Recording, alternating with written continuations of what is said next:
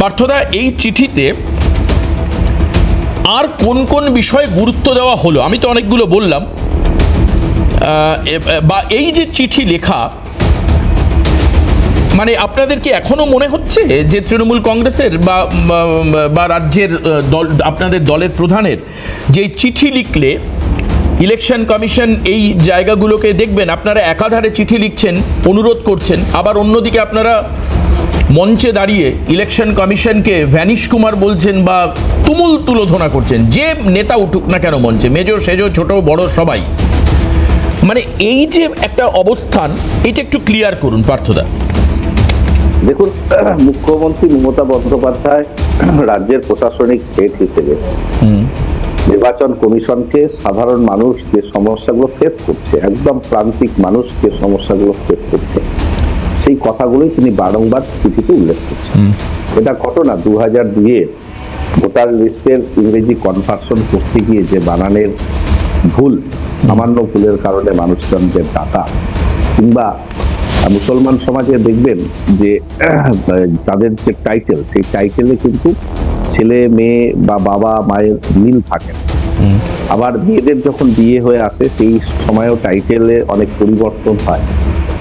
আবার মুসলিম সমাজে আমরা দেখেছি যে মেয়েরা খাতুন লিখছে, বিবি লিখছে, বেগম লিখছে, বেওয়া লিখছে, বিভিন্ন ফেজে। যখন সে কুমারী তখন এক ধরনের, বিবাহিত হলে এক ধরনের, স্বামী মারা গেলে তার টাইটেল পরিবর্তন হচ্ছে। এই সমস্ত এই যাবতীয় বিভিন্ন কারণেই তাদেরকে ডাকা হচ্ছে, তাদেরকে প্রমাণ করতে হচ্ছে যে সে ন্যায্য ভোটার কিনা। এটা অত্যন্ত দুর্ভাগ্যজনক। এবং যেভাবে আমরা দেখেছি কোচবিহারেও বেশ কয়েকজন বিএলও মারা গেলেন, সাধারণ মানুষ কয়েকজন আত্মহত্যা করেছেন। সারা বাংলা জুড়ে এবারে 70 জনের মতো মানুষ ইতিমধ্যেই মারা গেছে। প্যানিক অ্যাটাকে, কেউ এই টেনশন নিতে পারছে না, সবকিছু মিলে। এই কথাগুলোই মাননীয় মুখ্যমন্ত্রী মমতা বন্দ্যোপাধ্যায় নির্বাচন কমিশনের কতজন মারা গেছে টোটাল এই পর্যন্ত সংখ্যাটা প্রায় 70-এর কাছাকাছি সারা বাংলায়।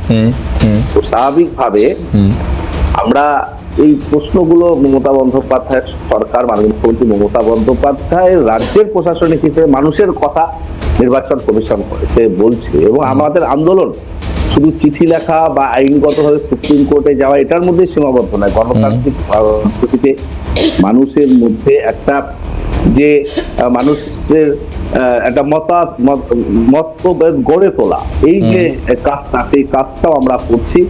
মানুষকে বোঝাচ্ছি যে কিভাবে নির্বাচন কমিশন বিজেপির হাতে তামাক খেয়ে মানুষকে বিভ্রান্ত করতে চাইছে এবং তড়িঘড়ি আনপ্রিপেয়ার্ডনেস, কোনো প্ল্যান ছাড়াই প্রতিনিয়ত এই যে পরিবর্তন, পরিমার্জন, বিভিন্ন ধরনের নতুন নতুন চিন্তা ভাবনা সংযোজিত হচ্ছে, এটা কিন্তু পরিকল্পনাহীন এসআইআর এর একটা ফলপ্রসূতা।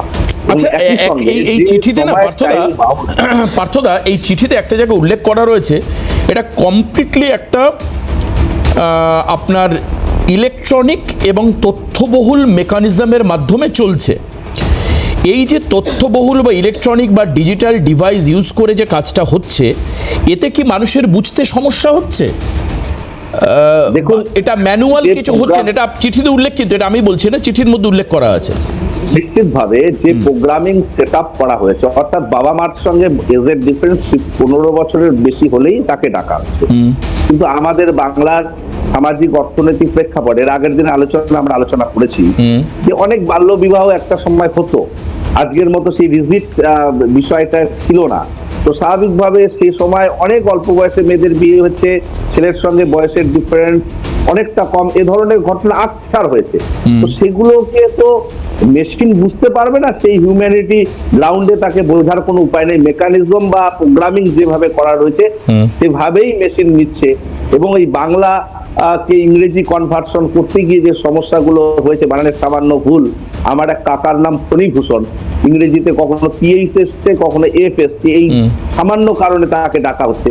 এই যে বিষয়গুলো, এগুলো তো মেশিনারি একটা সমস্যা নিশ্চিতভাবে বলা যায়। তো সেই জায়গাগুলো কিন্তু একটা কথা বলি, আমি জানি না যে সাধারণ মানুষের কতটা সমস্যা হচ্ছে, তবে সাধারণ মানুষ যতটা না অভিযোগ করছেন তার চাইতে বেশি তৃণমূল কংগ্রেস অভিযোগ করছে কেন এই বিষয়ে? দেখুন, সাধারণ মানুষ শুনানি কেন্দ্রে গিয়ে তারা কিন্তু নিজেদের কথা অনেক সময় ঠিকঠাক ভাবে বলতে পারছে না। আমরা যখন আমি দু একটা জায়গায় দেখেছি পার্থদা, আমি নোট করি, আপনাদের বিধায়ক বা দলীয় নেতারা বিভিন্ন জায়গায় গিয়ে বলছেন যে আপনারা কি শুনানিতে রাজি, আপনারা মানুষরা লাইন দিয়ে দাঁড়িয়ে রয়েছেন, আপনারা শুনানিতে রাজি। এবার দু একজন হয়তো না হ্যাঁ বলছেন, উনি বলছেন তাহলে আর এখন শুনানি হবে না।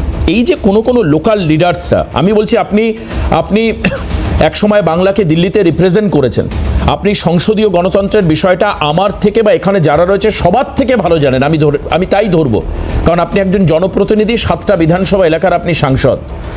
আমার কথা এই যে টেকনিক্যালিটিস, মানে যেখানে কোনো হিউম্যান ইনফ্লুয়েন্স কম, হিউম্যান ইন্টারভেন্স কম, এই জায়গাগুলোকে তো প্রশংসা করা উচিত। শুনানিতে ডাকা হচ্ছে, শুনানিতে সেটাকে ক্ল্যারিফাই করা হচ্ছে, রেকটিফাই করা হচ্ছে, এটা তো চাওয়া উচিত মানুষের। এটা তো এমন নয় যে আপনার নাম ভুল রয়েছে, আপনি বাদ চলে গেলেন, আপনাকে আর নেওয়া হবে না, এরকম তো বলা হচ্ছে। আপনাদের অনেক নেতারা গিয়ে গ্রাউন্ড লেভেলে বাধা দিচ্ছেন। আপনি আমাকে বলতে দিন, আপনি বলতে দিচ্ছেন না, বলতে দিতে হবে। বলুন। বিষয়টা হলো প্র্যাকটিক্যাল ফিল্ডে দাঁড়িয়ে আমি বহু কোচবিহার জেলার বেশ কিছু আমরা শুনানি কেন্দ্রের সামনে আমাদের যে মেয়াই হেলথ ডেস্ক আমরা করেছি, সেখানে আমরা ছিলাম, বহুক্ষণ সময় কাটিয়েছি। বহু মানুষকে দেখেছি তারা কি অসহায়তা ফিল করছে। তারা রাজবংশী সমাজের মানুষ, তাদের হয়তো সিভিল কাস্ট সার্টিফিকেট কোনো কারণে তৈরি করতে পারেনি, বা এ জাতীয় কিছু সমস্যার সে সম্মুখীন হয়েছে, তার কাছে অন্য কোনো ডকুমেন্ট নেই, সে নিজেকে প্রমাণ করতে পারছে না, অথচ সে এখানকার মানুষ। তাকে বলছে যে জমির কাগজ দেখাতে হবে, 75 সালের হয়তো ডিড আছে, খতিয়ান তার কাছে নেই, তো সেটাকে ভ্যালিড ডকুমেন্টস হিসাবে দেখছে না। অসতিপর বৃদ্ধ লাইনে দাঁড়িয়ে রয়েছে, তার অসহায়তা আপনি যদি দেখেন চোখে আপনার জল আসবে। আমি হয়তো এই জায়গায় স্টুডিওতে বসে আমরা অনেক ধরনের ব্যাখ্যা বিশ্লেষণ, না সেটা ঠিক, আমি গতদিনও বলেছি আপনি সমস্যার সম্মুখীন হচ্ছে, মাটিতে নেমে রাজনীতি করেন, এই বিষয়গুলো আপনার জানা থাকবে, এটা স্বাভাবিক। সেই মানুষগুলোর কিন্তু সমস্যা সত্যি অত্যন্ত গুরুতর, এবং মানুষগুলো একটা প্যানিক অ্যাটাকে ভুগছে। যার কাছে শুনানির নোটিশ পৌঁছেছে, যার কাছে অ্যাভেলেবেল ডকুমেন্ট সেভাবে নেই, হয়তো হারিয়ে গেছে বা মিসপ্লেস হয়েছে বা সে তৈরি করতে পারেনি, তার যে অসহায়তা, সেই অসহায়তা আমরা স্টুডিওতে বসে, আপনি স্টুডিওতে বসে উপলব্ধি করতে পারবেন না। আমি বুঝলাম, আমি স্টুডিওতে বসে পারবো না বুঝতে, অসহায়তা না আমি কতটা বুঝেছি। এটা একদম বাস্তব, এটা একদম বাস্তব। কিন্তু এই রকম ক্ষেত্রগুলোতে যেখানে মানুষ অসহায়, যেখানে মানুষ ভীত, যেখানে মানুষ সন্ত্রস্ত, সেখানে মানুষের পাশে দাঁড়ানোর দায় দায়িত্ব কার? হয় প্রশাসনের, নয় রাজনৈতিক দলগুলোর।